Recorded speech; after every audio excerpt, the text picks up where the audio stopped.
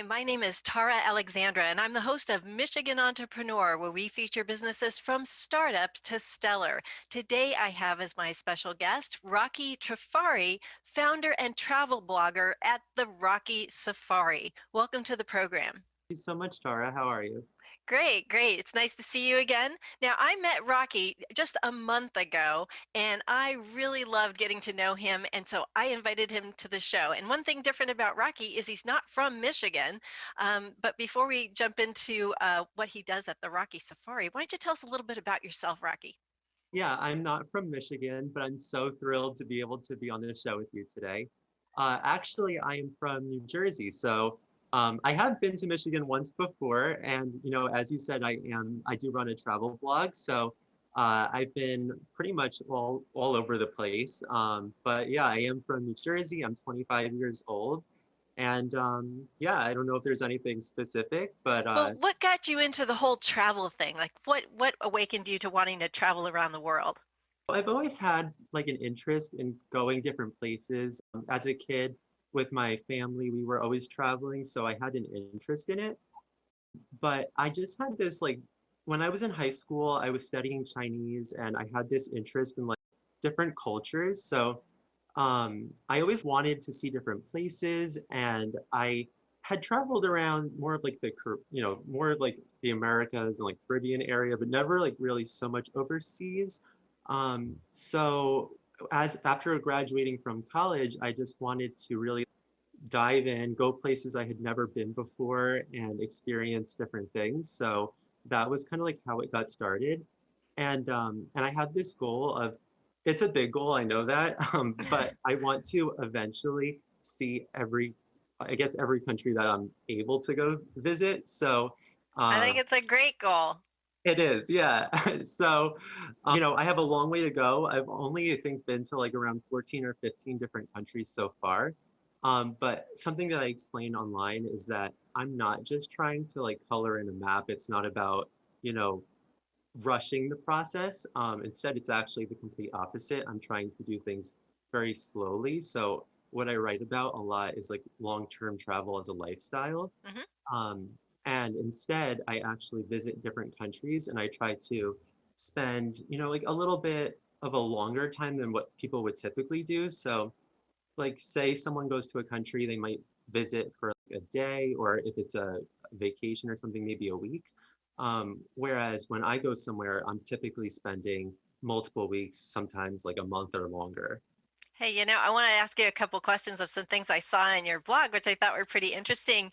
It said that you were stranded outside of the White House all alone at age 15. Like, what happened there? Yeah. So it was one of your So trips? Yeah, so I've had a history of like different sort of I guess you call it like mishaps. So when I was in high school, I was doing this community service project, and it was with this organization where students would come from China to America, and me as a volunteer, my job was to take them all around the United States. It was primarily the East Coast. And so at one point on one of our trips, I was bringing them to the White House because that was like part of our itinerary. And some couple, again, and mind, I was young. I think I was like maybe even younger than 15. I don't exactly remember because it was a while ago, but uh, a couple, while I was leading this tour group, I was bringing them somewhere. A couple asked me to take a photo of them. So I was like, oh, sure, sure. So I stopped and took the picture. And all it took was those few, like, it probably wasn't even a minute. And as soon as I turned back, my tour group was gone. And I just had a moment where I was like, oh my goodness, what am I supposed to do now? Because I didn't like, there was really no one in the group that really spoke great English. And at that point, I didn't know too much Chinese either. So like the communication was already a little rough. And I remember I was young, I was really nervous. So I was running, trying to find the group. I couldn't find them anywhere. And I just kept thinking, like, what have I done? Like, my family's in New Jersey, I'm here. I don't know where they're going. It was just a very like disorganized, weird situation.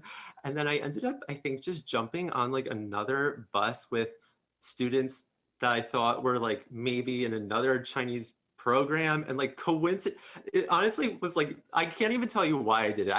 I was panicking. Like there was no logic in that moment. And then I coincidentally just went to a Chinese buffet and my tour group was there. And I was like, this is like, I don't even know. It was just the weirdest thing. But I And then found my tour group at the buffet. you had another mishap where you were lost inside China's Forbidden City. Um, Yep. Tell us a little bit about that story because that's interesting. And for anyone who's like listening to this, so I, as somebody who has done a lot of traveling, I also am definitely, I always said I was like directionally challenged. When I started backpacking, as a side note, I'm embarrassed to say, like, I didn't even really know how to read a map. So like, I just have like a tendency to kind of like bounce all around, and I've gotten much better through practice. But yeah, so um, when I was in China, I was in the Forbidden City, and um, we were just like walking around, and it was the same thing.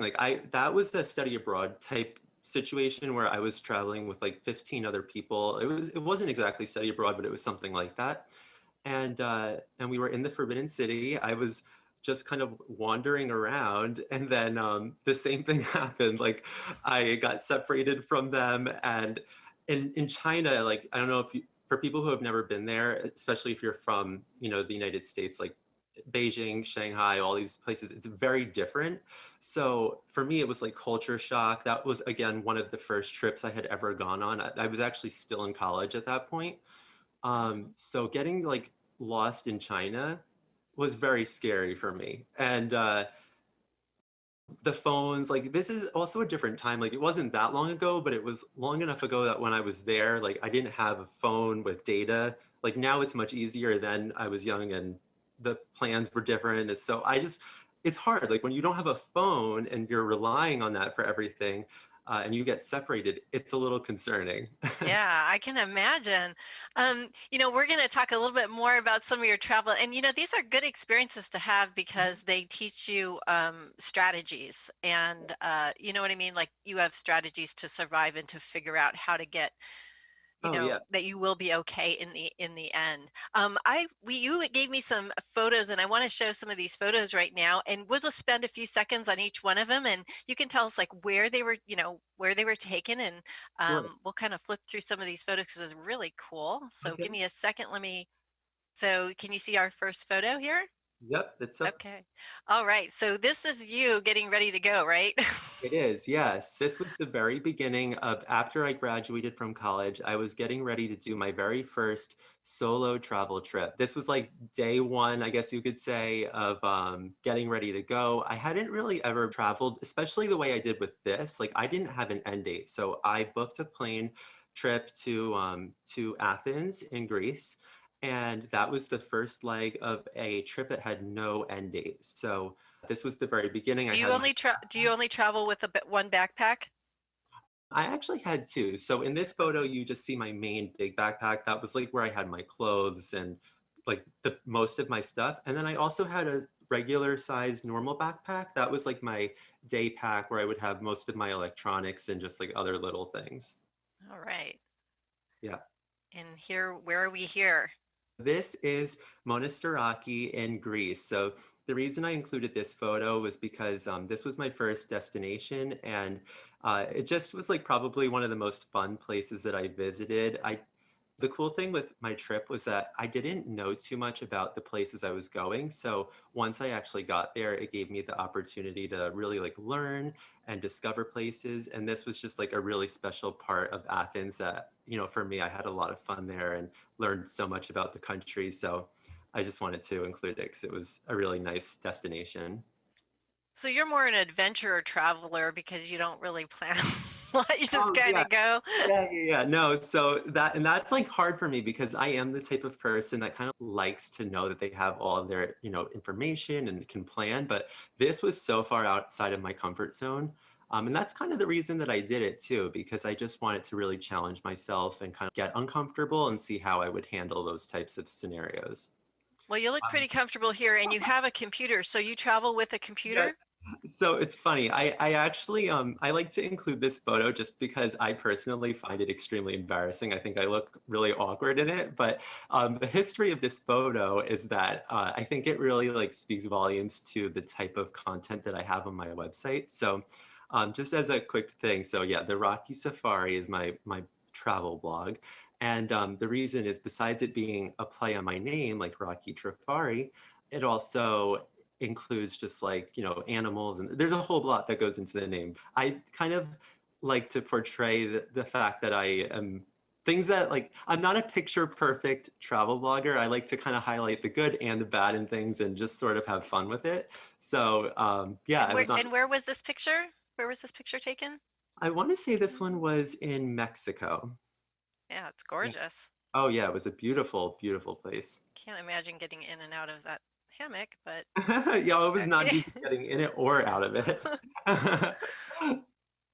Okay, yeah, so this is like where the safari part of my website comes in. So I really like birds, and I had this really unique experience when I was traveling in Croatia. So there was this pigeon, which I think if you can advance even to the next one, I'm pretty sure it's the next photo. Yes, this one.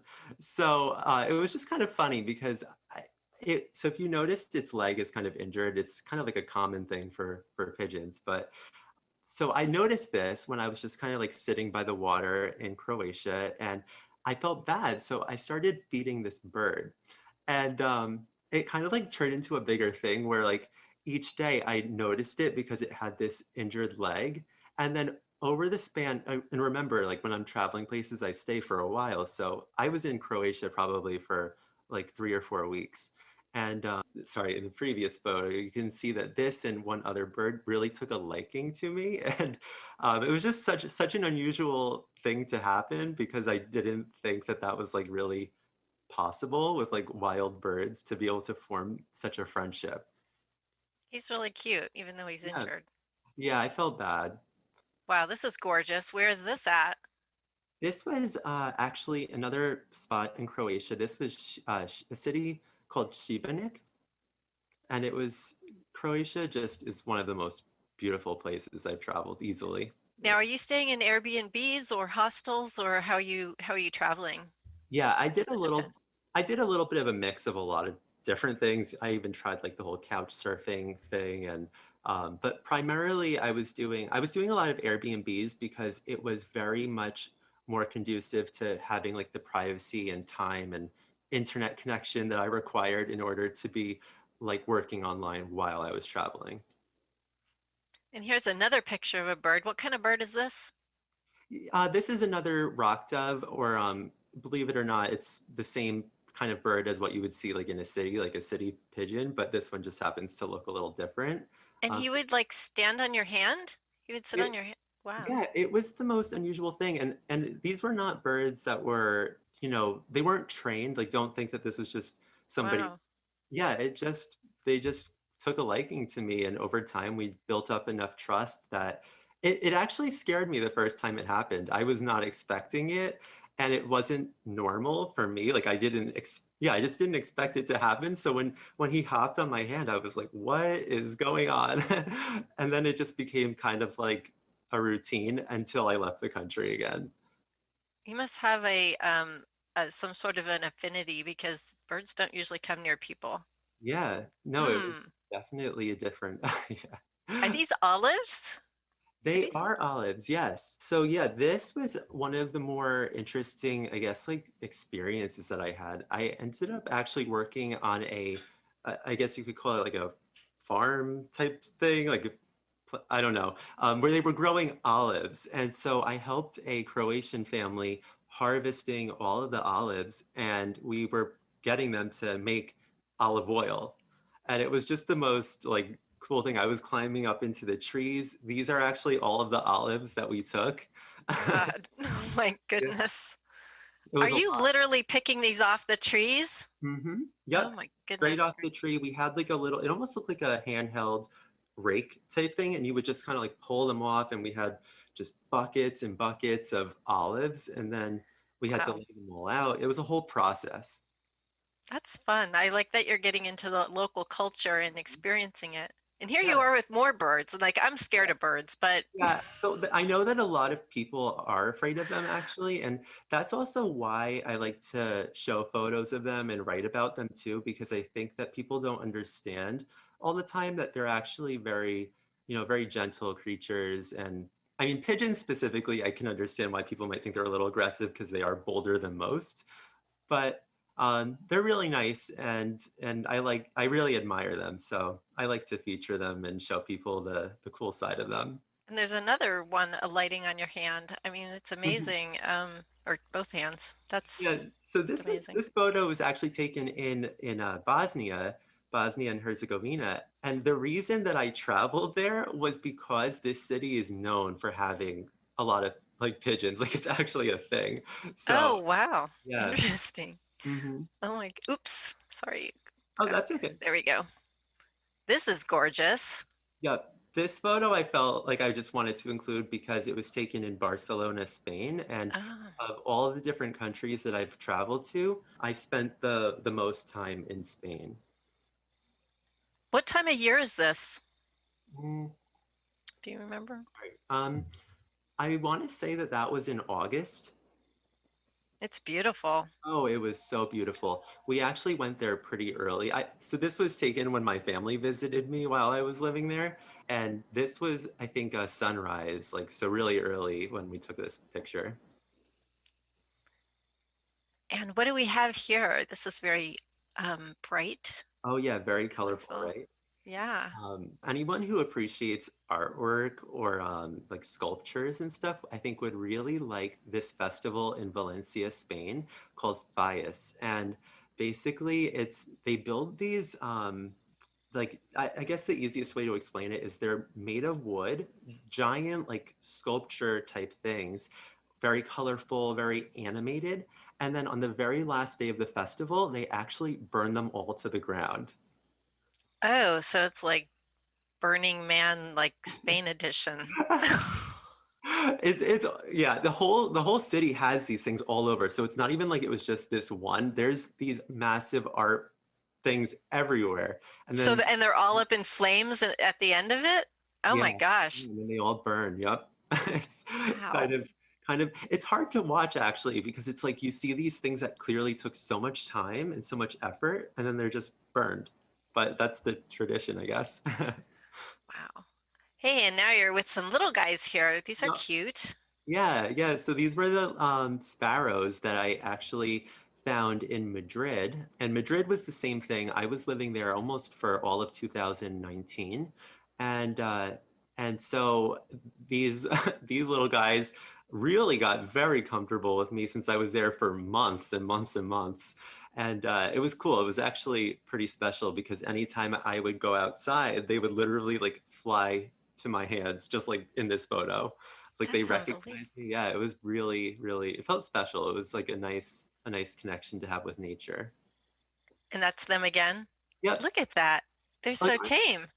aren't they so cute? Yeah. And again, like these were just birds that like, you know, in the beginning they were fearful of me like anyone else. So it's not like they were just predisposed to be friendly. And it was funny because a lot of times people would see me with them and then come up and like try to copy and they'd be like, why are they not flying to me? And it's like I think people thought it was almost like a thing to do. And I was like, well, these aren't normally friendly birds. They just have like a relationship, friendship with me. So they trust me.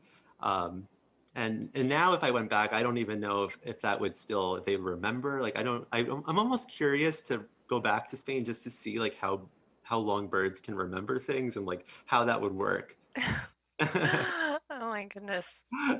All right. And here's some, are these them too on the floor, on the Yeah. ground? Yeah. So I just They're on wanted their to your shoes too. they're on my shoes. Yeah. So yeah, I just like to include it because like I think it's pretty different and there was a lot of them. So it's hard to see because they blend in so well with the ground. But yeah, they were like standing on my shoes. So if that doesn't show like how much of a level of trust there was, I don't know what does.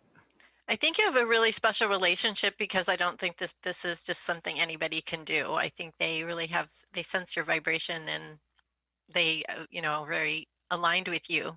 That's amazing. Yeah, And here's our last photo, and then we'll get back to a few more things. This yeah, one's super cute. How did you yeah. become friends with this little guy? Yeah, so this guy actually doesn't have too much to do with travel, but I wanted to include, actually, I think it's a girl, but I don't know. This is a chipmunk. I call her Pancake. I don't know, there's really no rhyme or reason for the name. I just thought it was cute. And this is actually an animal right here in New Jersey that I actually bonded with during the quarantine. So, being stuck at home for a whole year, not able to travel, and again, people might think like, oh, these animals, they're in big cities, they're just friendly because, they're around people all the time. Even No, and they there's aren't. this one. It's not that, yeah, because No, they're thankfully, frightened of people. yeah, this was just an ordinary He chipmunk eat, in my backyard. well, he's eating very well. You're Yes, very kind to him. I Yeah. try, yeah. All right. Well, I know we only have a few minutes left. I have a few more questions I'd love to ask you. Thanks for sharing all these pictures with us. They were so Yeah, cute. thank you for including them. I appreciate it. Yeah, they're so cute. So, when I know you've traveled a lot of different places, and if there's one thing that you definitely have, or two things that you definitely like to have with you when you travel, what are those two things? That's a good question.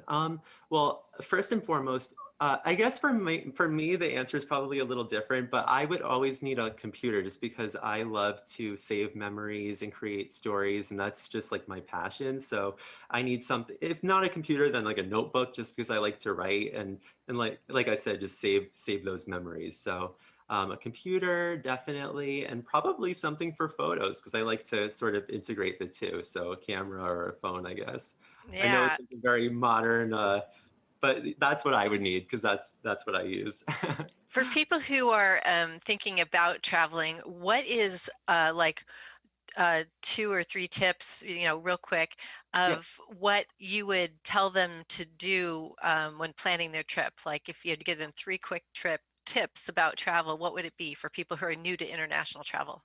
Well, the first tip I would say is don't be afraid because something I hear a lot is that people are always like nervous of bad things happening. And what I've learned is like, yeah, sometimes things do happen. So I'm not going to be unrealistic, but the thing is that you learn, you adjust, you pivot. So don't let that hold you back. The second thing I would say is always have a plan B. I learned that the hard way when the day before, actually, I think it was maybe the morning I was leaving to go backpacking, I got a message from my bank that my credit card had suspicious activity and they closed the account. So thankfully, I had backup stuff, funds, other cards, so it was okay. But I just kept thinking, like, what if this was the only thing I was relying on? And I wasn't, but like, what if, So always have a plan B and plan C if possible. And then a third tip, I would say really just enjoy it because it's one of those things where, like, we're living through it right now. You have to do these things when you can. So if you're thinking about it, I say just do it. And don't have regrets later on. Just make a point of making it happen. Those are really, really good tips. And also about having multiple funding sources in case you're Mhm. abroad and something does happen. Because even if you tell your company, they can still shut it down because I've done that myself and they've still turned it off and said, you know, Oh yeah, but I told you, I called you ahead of time and told you I was traveling. I did too, and they had to send me a card. I was moving so fast that they would mail replacement cards to all these different countries, and I'm like, what is going on? My credit cards are in all these different places. It was a mess, but it ended up being okay. It just wasn't how I thought it would go. And just how do you pick your destinations? Like, how do you like just pick it Yeah, randomly, like out of a hat, or how do you know where you're going next? Is it it, sense it? Yeah, it's a little bit of either I'm just interested in a place, or sometimes it was even if I just saw that I could travel there inexpensively because I was on a pretty tight budget and I needed to make sure that I didn't run out of funds. So like some of it was strategic just on money, and then other times it was where I just wanted to go. Like Bosnia, I wanted to go because I knew that the city had all those pigeons. Like so, it just depends. And if I could ask you this question, like, what has traveling, like, what's one thing that traveling has done that's changed who you are? What's that thing that it's done Um, for you? for me, it's taught me just to be more independent because I was always the kind of person who, I'm kind of an anxious like person in a way. I try to project like calmness, but then internally I'm just, oh, you know? So being in so many really stressful situations, it's really helped me with thinking on my feet and being adaptable more than anything because it's Oh, that's you great. never know what's next. So you have to just be prepared and learn to kind of roll with life's punches. Yeah, that's really well said. I mean, that is really an important thing that comes from traveling because you do have to think on your feet like you've had since you were 15 and that whole thing happened at the White House. Mhm. So my final question to you, if you could say or give advice to entrepreneurs who might want to travel in the future, what would be that one piece of advice you give to them, whatever it might be? I would say that if that's a really good question. Specifically for entrepreneurs, I would say like think about, I guess like what it is you're looking to get out of the trip. If it's like networking, meeting different people, because you obviously can do that. I made so many different friends, both abroad and even Americans who were like fellow travelers in these different countries. So I think that question really depends on like what you're looking to get out of it. But I think that traveling just has so many lessons, like life lessons, that no matter what you're looking for, you're going to get something out of it because you are put into so many just different types of scenarios that Yeah. it makes you a more well-rounded individual. Well, I want to thank you so much for being a guest on Michigan Entrepreneur Rocky. I really enjoyed going through your pictures, learning more about you, and I want to thank you again for being a guest. Thank you so much, Tara. This was an awesome opportunity, and I'm so thankful that we were able to do this. If you'd like more information about our program, please visit us at www.michiganentrepreneurtv.com. Please join us again in the future when I interview another enterprising entrepreneur. Until then, wishing you the best of business.